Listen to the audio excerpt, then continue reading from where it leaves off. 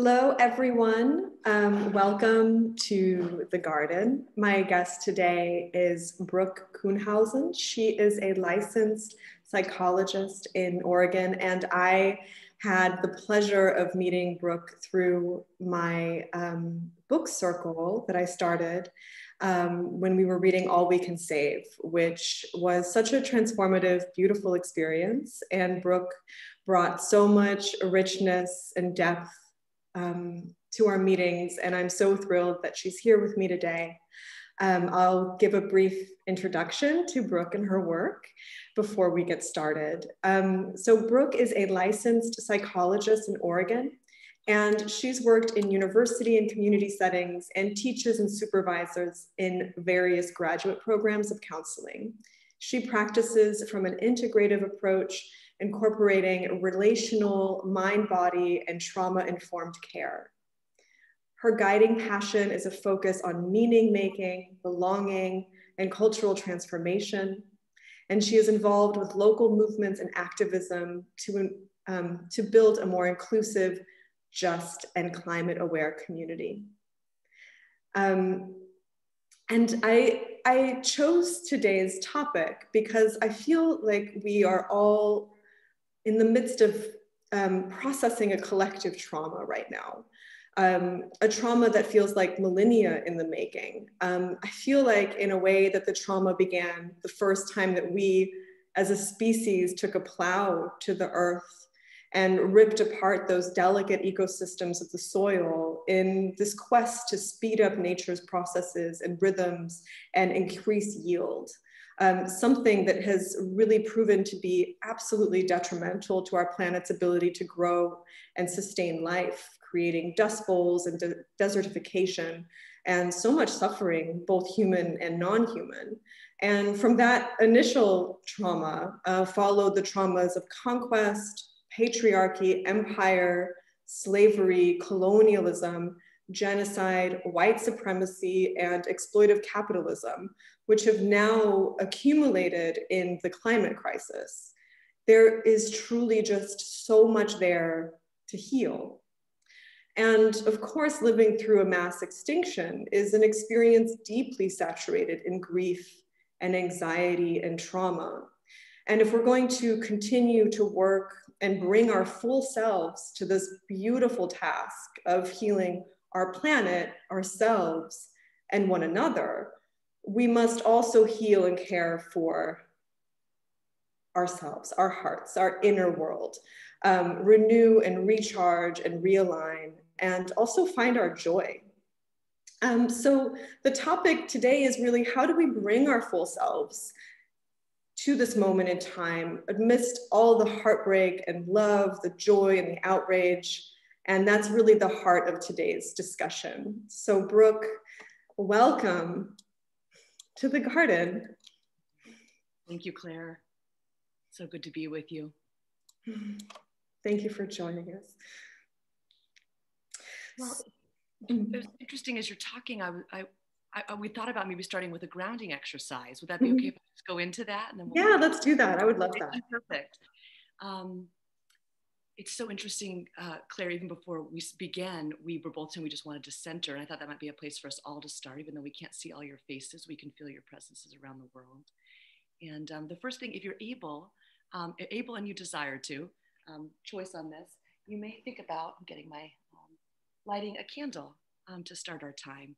This can be a neat way to feel the lovely, the flame of connection from around the world. Even though we can't see each other's faces, we can feel the inner flame of one another's presence, that you cared enough to be here, to show up. Certainly that's why Claire and I are here, a deep sense of passion. And then the other place I thought we could start is two places that kind of get us back into our body. And Claire and I just did it instinctually, which is taking a warm hand and putting it on your heart. And just that feeling of the warmth of your own hand against your own heart can really return us to our body, start to feel here. And then you can feel that warmth kind of go down your body. You can feel it go down to your feet and feel the four corners of your feet. And maybe against carpet or tile or wood floor. But underneath that is the earth, the living earth, moving through space and yet remarkably steady for us. all kinds of growing things. Could be volcanic matter, flowers, creatures, and just have a sense again of being part of a living ecosystem.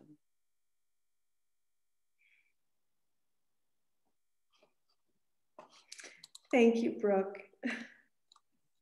Shall I move on to the first question? Okay, so grief and fear, they can feel really scary and heavy if left alone.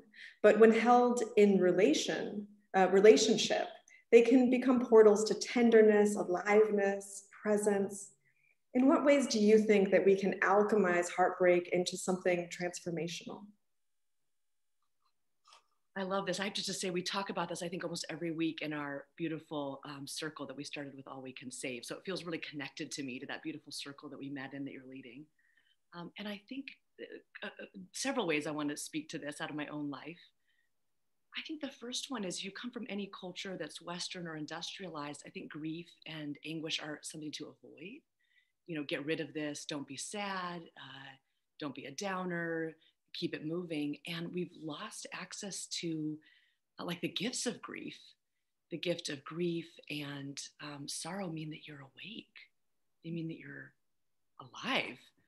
And I think that's really changed my relationship to grief, is to think, when I feel great grief, especially for the earth, for harmed people around the world, I think I'm awake.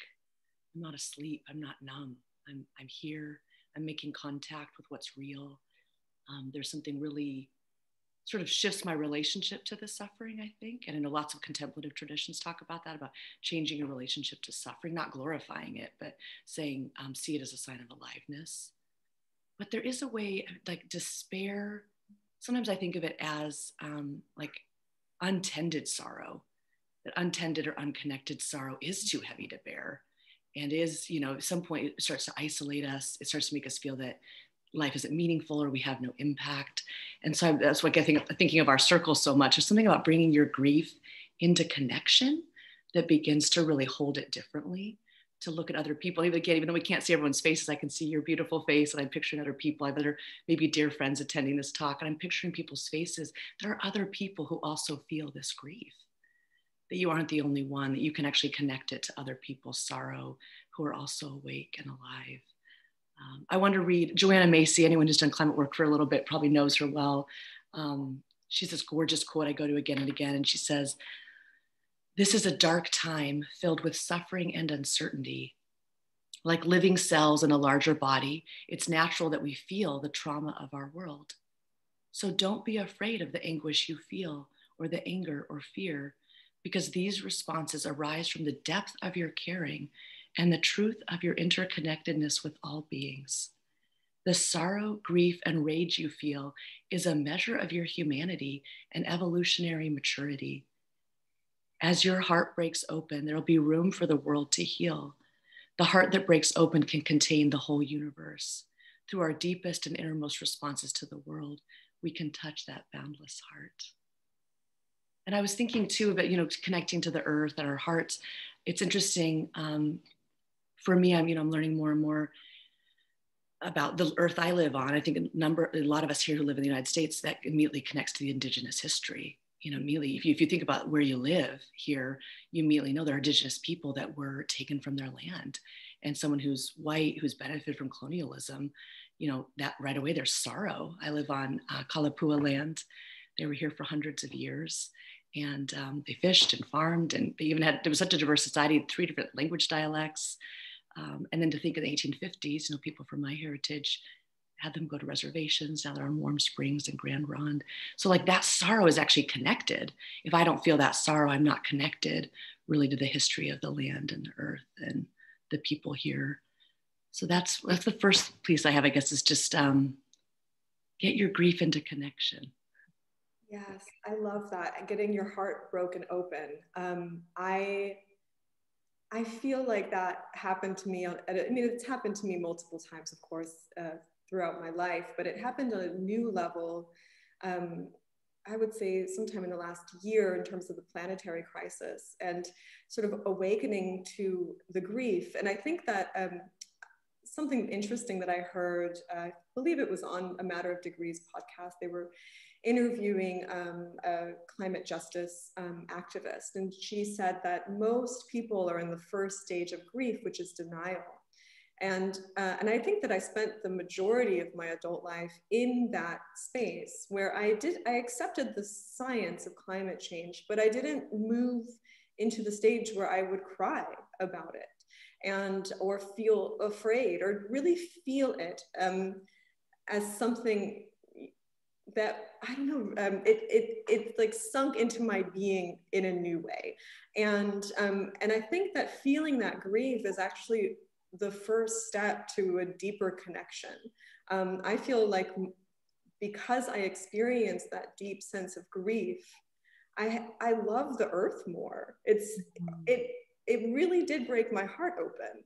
I feel nature. I feel the sort of membrane between myself and the natural world as being permeable. Of course it is.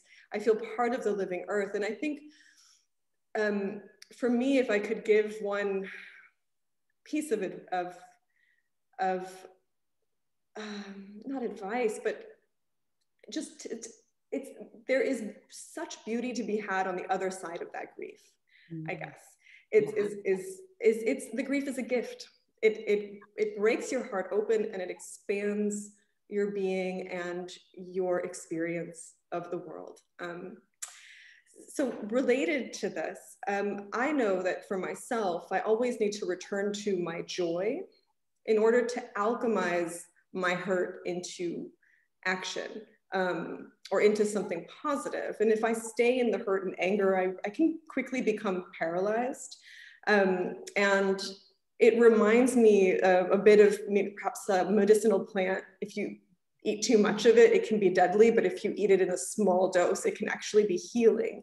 And I feel like I have to do that dance with my own grief. And so I think that heartbreak is necessary for healing, but too much of it could lead to burnout. And how do you see this dance between rage and joy, between pain and healing? Oh, it's such a beautiful question. I think, and I'll just say this up front, I'll be quoting from a lot of my favorite people, and I see that as being located in like a lineage.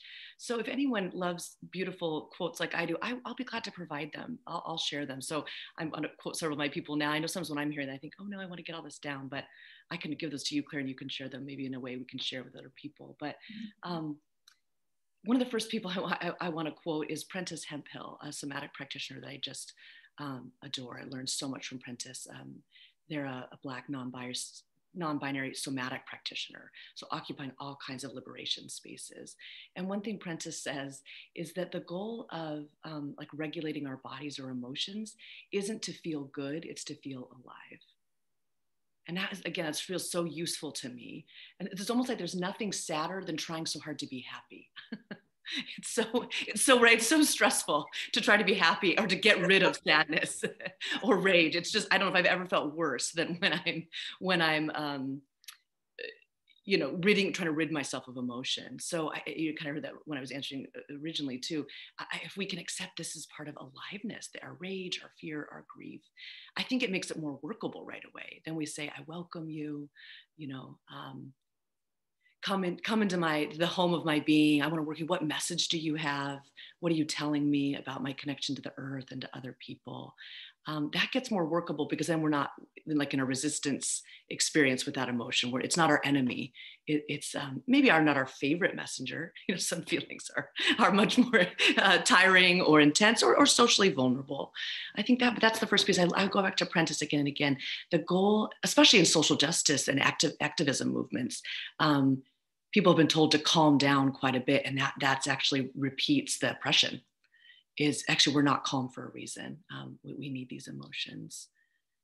But you're so right that I think that again, if we're feeling those emotions without connection, without care, without joy, in a way that becomes another form of oppression, right? That becomes another way that you aren't able to access like the goodness of being alive. And really, I think too about, if we think about how we want to see the world transform, hopefully it will be a more joyful place in the transformation. So we have to cultivate that joy now. so that when we as we travel, we're actually bringing that joy with us. Yes. Yeah, so that's another piece. And it helps too, I think, sometimes when those of us, if we're coming out of denial, we can see happiness as a form of denial. Like, if you only knew how bad things were, you wouldn't be this happy. You skipping along in your merry life, yeah. Right? But it helps to locate joy, I think, inside, for me, inside of activism. Like, it's a form of resistance. It's a form of, there's that beautiful, it's from a Greek poem, but now it's been used by activists around the world, particularly in Mexico. They tried to bury us. They didn't know we were seeds. Yeah, that form, like, you will not bury us. We will continue to cultivate our joy, our strength. Rebecca Solnit, who's a number of great quotes about hope, but on joy, but she says, joy doesn't betray, but sustains activism. When you face a politic that aspires to make you fearful, alienated, and isolated, joy is a fine act of insurrection. And then Adrienne Marie Brown, again, please, I hope you guys these people are delicious. Adrienne Marie Brown is a Black organizer, and just, her book, Pleasure Activism, her book, Emergent Strategy. She says, I always prioritize how people feel. Is it a pleasure to be with each other? Does the space allow for aliveness and joy? Is there a yes at the center of the work? Because we're saying so many no's, which we need to. We need to say no to harm, to racism, to oppression, to all these systems.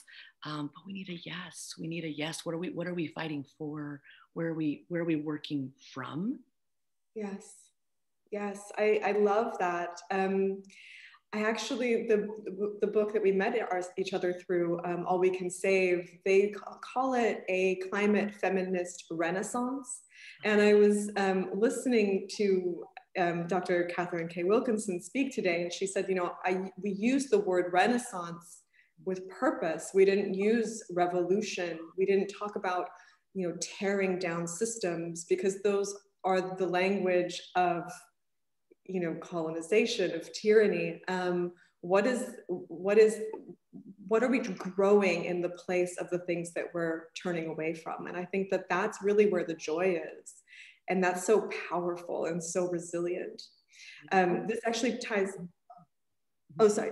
Did you want to say something? Well, I do, because it made me think of something else. This is how you and I go. I love it. It makes me think of, and again, we need to read serious and policy-oriented things in that, but it's amazing where strength comes from, because I've noticed recently, I've been drawn to well, many things, but two particular things. One is the books I read in late elementary and early adolescence, because they were scrappy heroines, right? They had purpose, they couldn't be stopped. And I was thinking, gosh, it's interesting to think about returning to that as a source of sort of invincible, scrappy hope, joy, cultivating maybe that younger self that had not been sort of maybe defeated. Yes. And then the other one it's such a pleasure. Again, we're just gonna keep talking about our circle. I hope you all can get in all we can do circle. Most of the group is visual artists. And so it's interesting, because I don't produce visual art, but I adore visual art. It's like one of my greatest. In fact, that's how I found you, Claire, you know this, but Dr. Ayanna Elizabeth Johnson, the other co-editor of All We Can Save, posted Claire's art and posted your art. And so I was like, oh my word, what is this art? So I go to Claire's page and she says, I have this circle you can join. Like, wow. So here I'm in this circle with all these visual artists. It made me think of, and I've got them right here if I can share, several artists that I return to again and again, besides you all, of course. Molly Costello is she's got this gorgeous, she's all kinds of works with this calendar. Every month is a different way of thinking about justice, love, collaboration. She's one of my touchstones I'll go back to, just to touch into that joy. And then I've got another dear, it's a sister duo that makes just beautiful, tender pieces. Here's one of them that says, listen. And I just think about what that evokes, right? I mean, yours art is the same, Claire. That evokes something so cherishing and tender and dear, right? It isn't a battlefield, it's a cultivation. It's tender. Yeah, gentleness and growth and listening. And there's so much strength and power in that, which we're told that that there isn't, but there truly is. I feel like I'm rooting into a very different type of way of being, learning much more about Indigenous wisdom, and also just on a personal, sort of interpersonal level, shine theory has really, I've never learned about it. I feel like when I was, in school and starting out, it was all about competition and this completely combative sort of individualistic way of being. And I think I sort of bloomed into shine theory without realizing it, but then reading about it, I was like, of course, this is the way to thrive and to lift other people up. And I don't know, it's such a more generous way of being. And I think that space of generosity is absolutely wonderful. And I wish I could go back in time and tell my younger self that a lot of the lessons I was learning, that you can, sort of lovingly let them go and really focus on uplifting yourself and others through shine theory. So I wanted to tie, you were speaking about, you were pulling some really beautiful quotes and talking about leaders in the movement and activists. And this ties really well into the next question, which is, how might deep feelers, artists, sensitive, empathic people serve as scouts in culture and bring deep gifts to the work? Yeah, I love that word, scouts. I always think that was sensitive people. I think those of us that are more sensitive, again, these dominant cultural narratives are that sensitive people are fragile. Sensitive people are mighty. And I think of, people who are sensitive feel things early, things that are going to come to the rest of humanity. We're feeling early. I think of it like, you may feel the earth tremor early. Guys, the earth is moving. We may need to move. We got some. And people might say, no, you're too sensitive. That's the best way to squelch a person who feels deeply. Instead of saying, I have important information for you, for the group, for the community. So I think if you are a sensitive or deep feeling or intuitive person, to see yourself as someone who's feeling early and has vital information for the community. The work I always go to right away there is Deepa Iyer. She does building movement work, and she's this gorgeous visual around, we think of activism and we need these folks doing frontline work. And sometimes we all need to do frontline work to disrupt, for sure. We need to even rotate what we do. But she says we also need weavers, guides, storytellers, healers, artists, nurturers. Again, that's for long-term, deep, sustained social change. You need many gifts. So I think that's our place to locate yourself in social change work, is to think we need people doing different kinds of work and bringing different kinds of messages. Yeah. Oh, I think you're muted, Claire. Sorry about that. That is beautiful. And it's true, we need to change so much, truly on a scale that we've never done before. We need everyone to show up with their superpowers, right? And I think that empathic people, that's their superpower. People that are storytellers or creatives, really, what are the deep gifts that we can offer to this moment?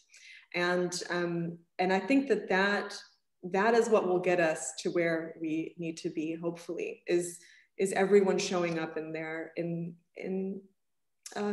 human superpowers. Differentness is so vital now, right? Like if you grew up and you felt different, that's so vulnerable. I think of a lot of painful times in my life, or feeling different, or I don't fit here. People don't understand what I'm saying. But now we're at a place where we need people who see the world differently. Yes. We need people who have, again, that's the gift of the queer community. Often they talk about queering reality, that see the world outside of the dominant narratives, and that those dominant narratives are hurting everyone. Even if some people are benefiting more right now, it doesn't mean it's the most generative way of living.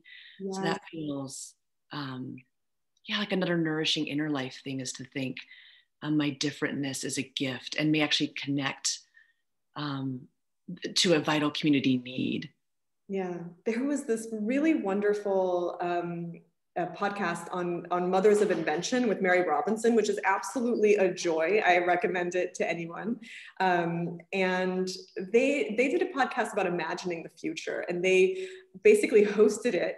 as if they were 20 years in the future, right? And she was like, oh, Mary Robinson, congratulations on your Nobel Prize. And now finally in the United States, we have an Indigenous female president. And it was such a beautiful exercise in imagining and sort of vision. I mean, it felt real, right? Because they did it as if it had already happened. And I think that that's such a powerful exercise. And one of the things that they said was, the queer movement was instrumental in, non-gendering and also liberating us from toxic masculinity and patriarchy. And I think that was, when they said that line, I just got chills. I was like, yes. Dude, I just felt shivers up now.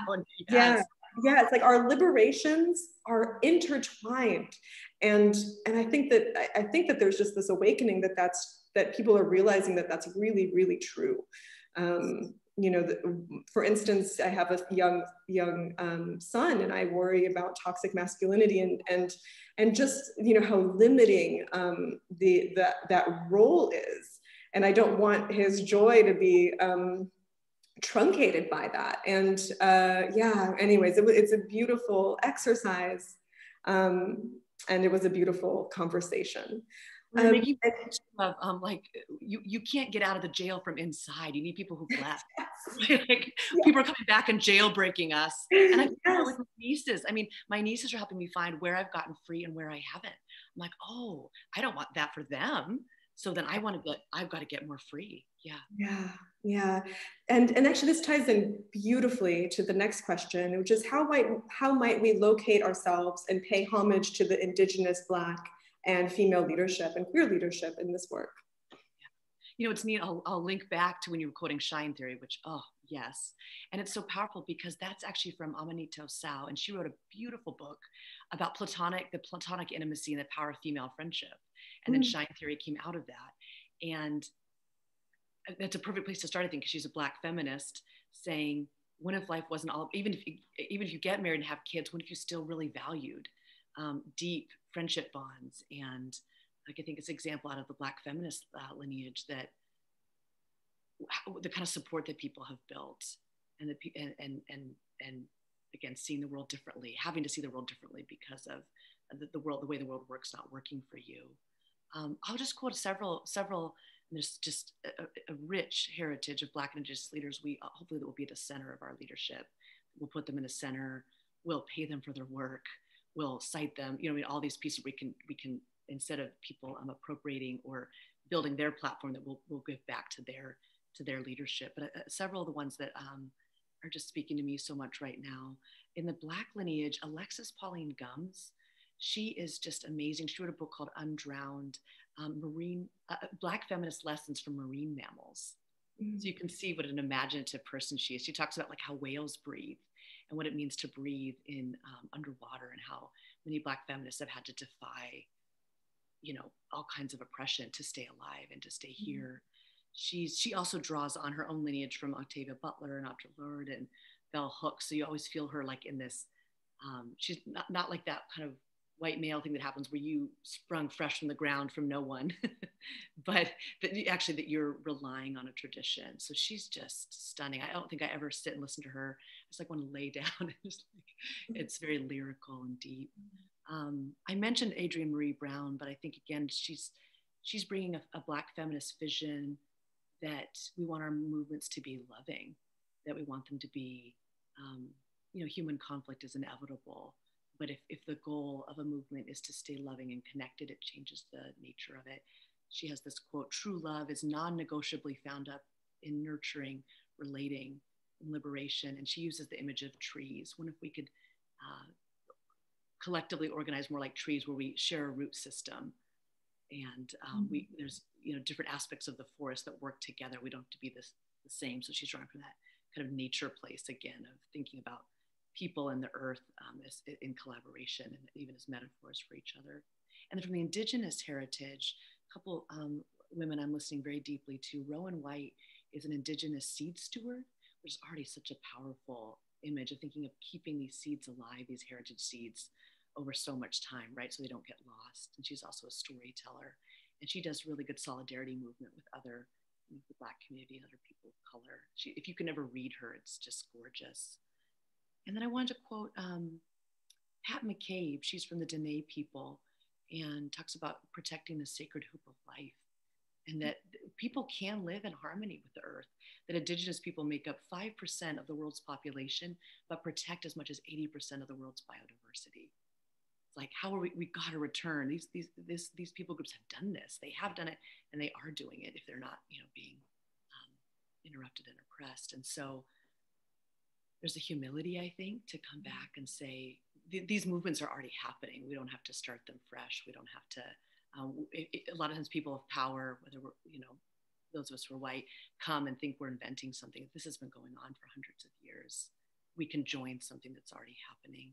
And then one more indigenous voice I want to quote, and I think she's pretty well known and beloved, which I love, Robin Wall Kimmerer, who wrote Braiding Sweetgrass. She says, knowing that you love the earth changes you. It activates to defend and protect and celebrate. But when you feel that the earth loves you in return, that feeling transforms the relationship from a one-way street into a sacred bond. Makes me a little teary. It's something so, yeah. Yeah.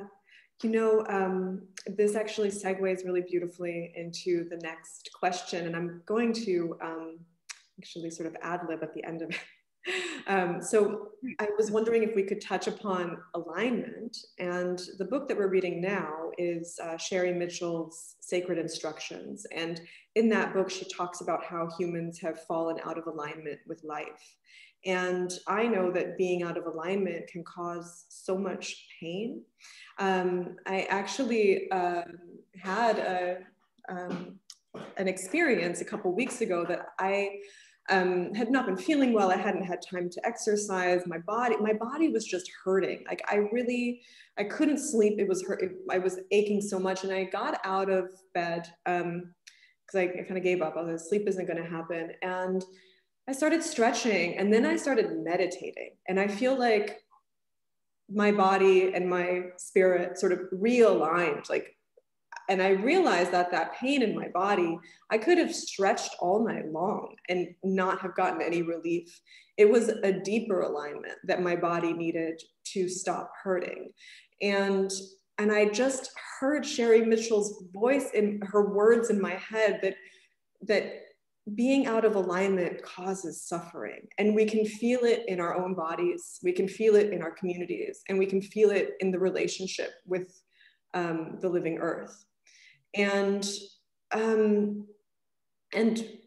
another thing that this reminds me of is this disalignment that we have with nature. What does that mean, right? I think that we've forgotten that we're made out of all the elements that the rest of the planet is made out of. We're breathing the air of trees. Like, what does it mean that we're destroying the earth, right? As if we are not part of it. What does it mean to conquer nature? This disalignment runs so deep, and it's so culturally embedded that and I think that this is one of the reasons why returning and rediscovering and diving into Indigenous wisdom feels so, such a relief in a way. It's so like returning home. Yeah, so it just, I think I wanted to ask you to speak more of this topic of alignment, and what are some ways that you have found that we can realign? Oh, at first I'm just drenched in everything you shared. So I feel it as you say it so deeply. I was thinking, just start from my own physical experience, just to kind of be back in the body. I was thinking about what it's like if you do something that gets you into your body, right? If you, like you said, if you move, there's something about, for a lot of us, that movement, you go from being busy in your head to like, I'm here, even your thinking and changes. And I had a kind of an image as you were talking. I've got a park near me that's right by the Willamette River. It's just beautiful, and big magnolia trees, the blossoms are dropping right now. It's just like a dream. And I love to go, if I want to get aligned, I love to go, and I'll take a blanket, but often it feels good to touch the grass, barefoot, walk in the grass barefoot, lay. And almost if you lay there on the ground, you can kind of start to feel like the hum of livingness again. It's like, oh, almost the borders of yourself melt, like in a good way, you know, where you just don't feel like so much like a self. You're just like, I'm just part of everything. I can feel the breathing of the earth, can feel the warmth. Maybe you might have a little bird fly over. So something about that state of being feels really like vital and soft and timeless. And I wonder that about Indigenous wisdom, about living closer to that, right? That is the way to live. It isn't like, even we say we go exercise or we're taking care of the climate. It's like also separate. It's like you're going through all these layers of separateness. By the time you get there, and that's, I know you and I both love the phrase living earth, like it's things that soften those borders and those boundaries. And then for me, it's interesting because I'm, deeply relational person, and I do people work and I treasure it. But there's always this push for me to feel more connected. And for me, being connected to the earth is so settling. It's like I still want to be connected to people. I cherish people, but it's like the earth is this big relational being that we're inside of. That it's like, oh, there's the more, like there's the bigger, there's the thing holding all of us. So that feels really, yeah, really softening and deep. And maybe if that's, alignment, it's hard to get at with words, right? But you kind of know it. You kind of know it when you're in it. It's almost like you become like a channel of presence, mm-hmm. and you're not trying to be present. You're just in presence. Yes. Yeah. I always feel it as a dropping into my body, and it always feels so good. And it does always, for me, it always, relates to nature. Even if I'm not in nature, I am usually using nature imagery, imagining that I'm growing roots into the ground, or that I have branches growing up into the earth, into the sky, right? So it's, yeah, I really feel what you say so deeply. And I think that, that in terms of working in climate, I am trying to consciously change the way that I approach work and working right now, which is hard. And I'm trying to figure out how to do that. But I do think that the old way of doing things, which is with mind, right, and sort of, the task at hand and sort of marching ahead very much with the mind, is, I don't think it's going to get us out of this mess that we're in, because that's the old way of working. And I actually listened to a really beautiful conversation today about healing collective trauma. I'll post it after the conversation. And oh gosh, I think I just might have lost my thought. So getting out of it, not from the mind? Yes. Oh yes, he was talking about urgency and climate, and that we must be careful to not get caught up in sort of like the whiplash of urgency, because that urgency is what got us into this situation, sort of the fear of scarcity, this, the idea that there's this forward march and drive, that time is linear, that progression is linear, that growth always goes upward and forward, sort of these very, this way of thinking that's very much shaped by capitalism and by colonialism, can get into us when we're faced with sort of the scale of the changes that need to happen with climate, and to remind myself as well. And I think that this is something that you always have to kind of step back and be like, is this urgency that I'm feeling, am I acting because I understand the science, right, and we have to act quickly, or am I doing this with a trauma-based urgency? And the conversation that I listened to says it more eloquently. I'll go ahead and post it for everyone that wants to listen to it. But it was so beautiful, because I was like, wow, I definitely do feel that sometimes. You're like, what's the solution? Where are we running towards? What's the, I just don't think that that's gonna get us there. I think it's going to be gentler. No. I love that. I mean, again, it's like my body even settles as you say it, which is, it's not going between the two extremes, right? Between I think nothing is wrong and nothing needs to be done, or yes, I'm full of panic and trauma, and even there can be I know for me in my own life, there can be like a scrambledness or harmfulness to that way of being, right? Even if we mean well. I mean, even me when I'm in a hurry in my own life, isn't that when 5 more things go wrong? You know, you're like, yes, absolutely. That's what yeah, like don't break something. Like, you know, there is something about, but no, that's something so, it's going to be really deep. I think again, collectively, if we can like, we talk in like neuropsychology or in the psychology of the body, we talk about it's oversimplified, but like the left brain, right brain, you know, the left brain being linear and task oriented. And we need some of that, but we're already a super left brain culture. You know, it becomes about control and achievement and things that can become really, again, about separateness and pressure. And the right brain is like where presence and tenderness and imagination and creativity live. And again, that's why things like music, dance, art, movement, play, literature, they cultivate, they feed the part of you that can like live from your belly. Yes. Instead from like this like frantic up here energy where like, yeah, I don't think we're making it better from here. We know we're in that like, I almost have like a line down my body when you're like aligned down to your gut. Yeah. Yeah. I was also writing a bit this weekend about how we need to communicate climate in order to really achieve this transformation, this shift. And, you know, you can't, Catherine K. Wilkinson actually said this today. She said it in such a funny way. And you can't fact someone into change, right? You're not gonna like, I'm gonna fact you into this. It doesn't work. We've all tried. It doesn't work. And another thing that she said was that, you know, the way that the environmentalist movement used to talk at people, it was sort of like, you're terrible, humans are bad, we're destroying the planet, this is a mess, you have to change. And she said something, she's like, imagine going to a therapist, you sit down, they're like, you're a disaster. You're doing this all wrong. You walk on out. Oh my goodness, right? And it just sort of, when she put it that way, I was like, oh, right, we need a new way of talking about this. Yeah, you're ready to take long time action. How do you feel? Like, oh, it really does shut fear.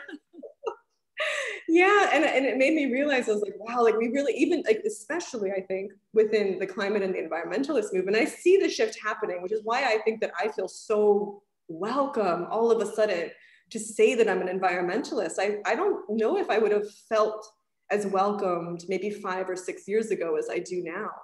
I feel like I can really show up as myself. And I think that is the climate feminist renaissance. It's this softening. Well, there's room for more kinds of people. I think you're exactly right. Again, when it's systems of power or this urgency, you're like, where's there room for someone gentle or playful or storytelling or relational? And now if we're seeing that's, what Dr. John Central Wilkinson have done is showed like, I think there's like 60 different contributions in that All We Can Save book, 60 different ways just in that book of contributing. And they're very different people and ways of thinking, and they're located in different places. Yeah, you start to see you can't be what you don't see. Yeah. Yeah, it was so beautiful. It was such a generous gift that they put into the world.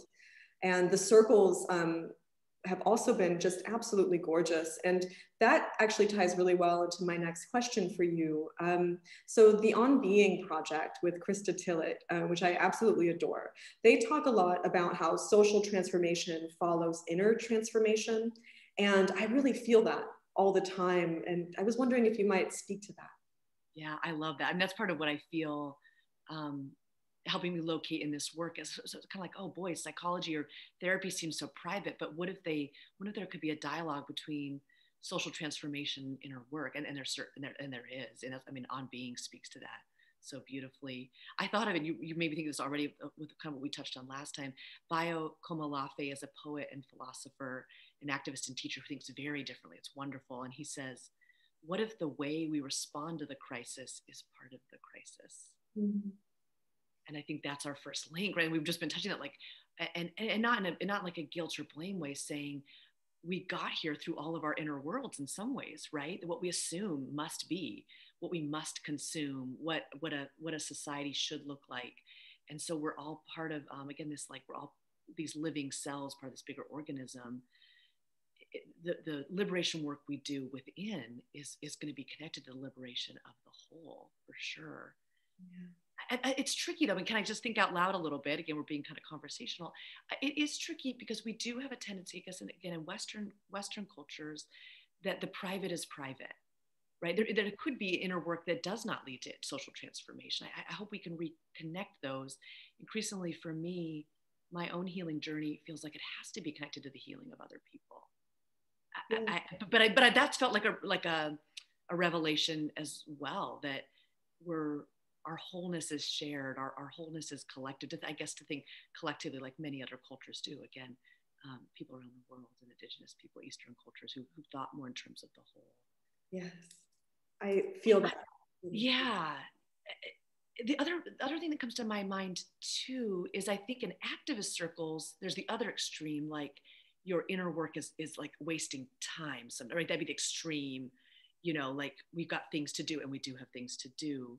Mm-hmm. But I think this integrated way seems to be more, there's a depth and sustainability. The other person I think of a lot, many people may know, but Resmaa Menakem is a Black activist and trauma therapist who wrote this stunning book, My Grandmother's Hands. And to me, it's one of the deepest readings I've done on social change through inner work. He gets really embodied. He says, if you're in a white body, you're living in white-bodied supremacy. You can't just undo that with your mind. You may want to. We have to do embodied work to notice our, again, unconscious. The unconscious is embodied about what systems are we part of, what ways do we respond to others that don't generate liberation. And he does beautiful exercises in the book where he talks about learn to regulate your vagus nerve. Learn to do things. This is funny to say, but I'll share it from his book.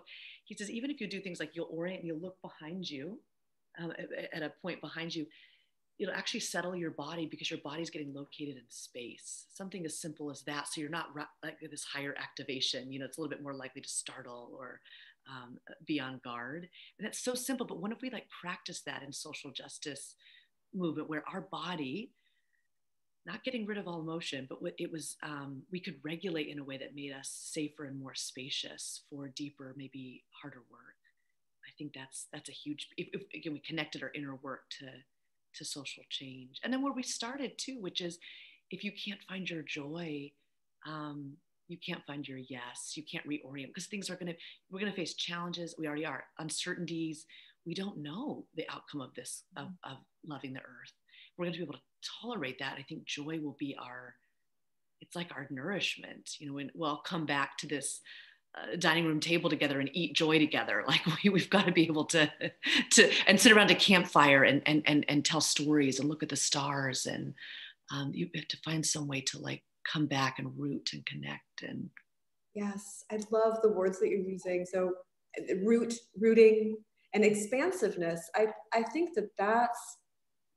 that's the feeling that I get when I come into my body, and even just breathing. I mean, the simple exercise of just breathing in for 4, holding for 4, breathing out for 4. If I just do that, just not even less than a minute, all of a sudden I feel more expansive. And I think, yeah, that's beautiful. I really want to read that book. I listened to his conversation with Krista Tillett and did the exercise of turning over my shoulder and felt my whole nervous system just calm down. It was really powerful. Mm-hmm. And the last question for our conversation, and by the way, I forgot to mention this, but if anyone has questions, go ahead and type them into the Q&A and we can spend some time at the end if anyone has any follow-up or questions for Brooke. And of course, we will share all of these wonderful, delicious references and books and poems that Brooke is sharing with us. So many Indigenous traditions place imagination as something very potent, really a way of bringing new ways of being into existence. And I wanted to ask you, how do you see the power of imagination as we face this crisis together? I just felt like a waterfall of joy when you say that. Imagination feels like a portal. It's a portal, right? It's and I love what you brought up about, what if we even imagined being, got shivers, let's be our future selves. Let's be our future selves looking back and saying, what did I dream? What did I cultivate? What did I imagine might be possible? What did I stay open to? Yes. It's almost like it's the opposite of despair. Yes. It's the opposite of despair. I mean, again, I think despair is going to come and go. I've just accepted it's part of being awake in the world. But it doesn't feel like a voice of authority. It's more just like a feeling experience. Like, oh, there's despair. I must be too disconnected. I must be out of alignment. I must need to get rooted again. You know, it's almost more like it's like a warning light on my car. You know, it's please check your oil. Yeah, when I go back to imagination, and you know, we've been quoting so many beautiful activists and scientists and teachers and poets, and a lot of what they all in their different places, they're cultivating imagination. I remember one of the things that got me lit up, and again got me even deeper into my own climate work, was watching a climate documentary, I think called Ice and Fire. If I have that wrong, we'll correct in the notes. But and maybe other folks already knew this, that sea kelp can absorb carbon. Like, what? Just like, oh, that's so. And I'm like, oh, ocean farming, and really cool, different kind of people doing it. Maybe didn't look like the typical environmental person, again, whatever that means anymore. Yes. And it's like that put a spark in my mind. I thought, there's so many things that I didn't even know were possible. I didn't know were happening. And I find that to be like really mobilizing and playful. It kind of goes back to the young adult literature too. Something I love about young adult literature. One of my favorite authors growing up was Madeleine L'engle, and her books are just wild. Like, they're going inside the cell of the human body, and then they're like off in the cosmos, and they're riding dolphins. It's like, I'm into this. These are my people, you know, these are my.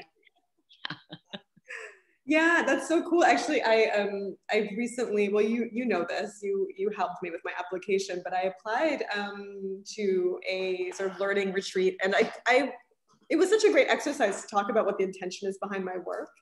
And I really do see them as portals. Like, I see these conversations as being a way of actively imagining a new way of being and opening up spaces for possibilities, and allowing the space for new things to grow. And I spoke to another friend of mine, Vanessa, who's also an artist, and she was talking about how she sees her work as points of acupuncture in the world, and for healing. And I was like, whoa, I love that. Yeah. Yeah, I think that's such a beautiful intention. And I just love the idea of more space, more portals opening up in the world. I mean, I think that, you know, what happened at Standing Rock was also, you know, an acupuncture point, a portal into healing and change. And yes, just imagination is so powerful. And I think I'm going to say one caveat that sometimes I see a lot of like imagination or like innovation happening where they're like, we're going to do geoengineering, or we're going to send us to the Mars, and the powers of the human imagination. And I actually see that as hubris, like just like arrogance, and not as imagination. Because you're not, I think part of imagination is being curious and attuned to the world around you. And when you are, I think, curious and attuned to the world around you, you notice things like kelp absorbing carbon, right? Like, I don't know, there's just, I just wanted to.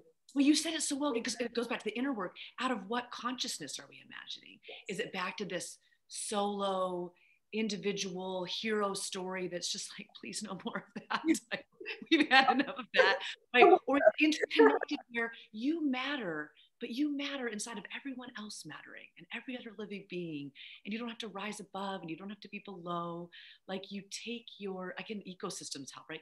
Like in an ecosystem, you're like, the tree is the most important, or the nursing log, or the mushrooms. You're like, oh, all of these are so yummy in concert with each other. Like they really have a beauty in their interconnectedness, the relationality between them. So yeah, I guess imagination inside of relational consciousness.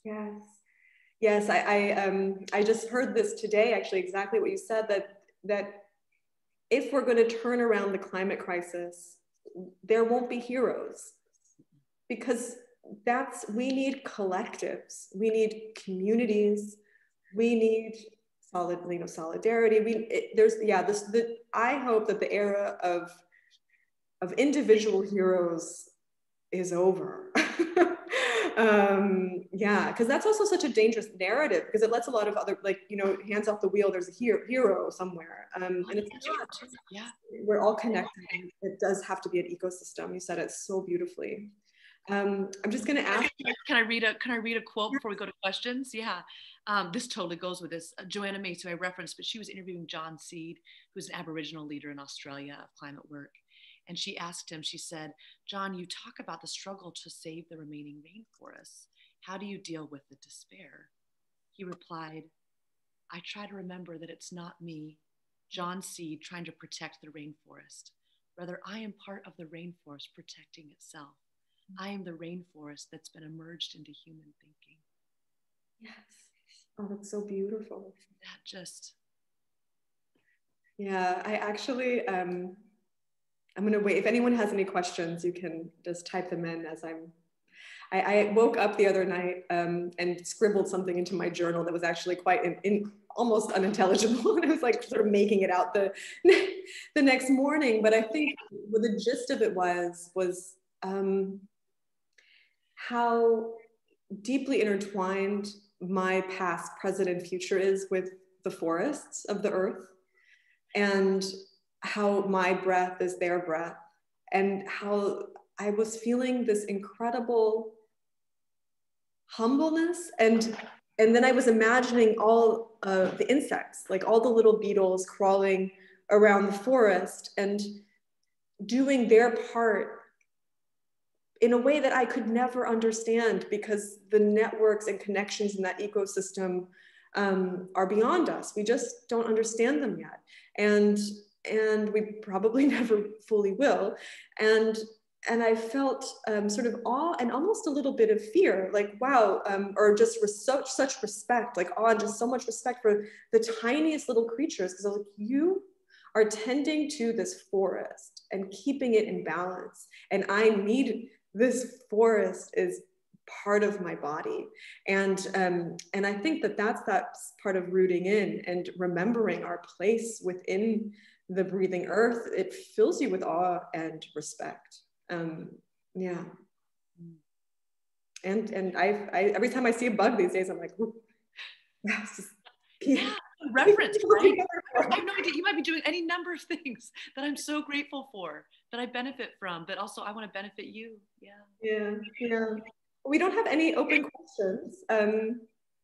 Maybe, really anyone, if you have anything, let us know. But it's been such a joy. I loved it. So expansive. So I know, I feel the way I always do when we talk, Claire. I just feel so alive, which is again the living embodiment of what we're talking about, like this connection. Yeah. And our circle is so beautiful. And I see some of our, circle friends are here in the call. And you guys, we see you. You're so part of this. Being here. And I'll close the conversation and encourage everyone to, if you haven't yet, to buy a copy of All We Can Save and start your own circle. It is transformative, beautiful work. It creates community and it will change the world, and it's gorgeous. And it brought me to you, Brooke, which I'm forever grateful for. I feel the same, Claire. It's amazing. We didn't know each other a few months ago. Now you're one of my dearest kindreds, and everyone in our circle too. I know. Truly. We're this living earth is just like, pop these people together.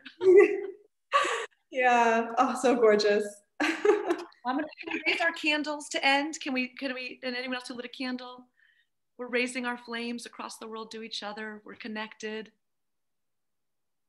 Grateful for you all. Yes. Grateful for you, Brooke. Thank you. Thank you, everyone. Also, for you. Goodbye. Have a lovely Sunday.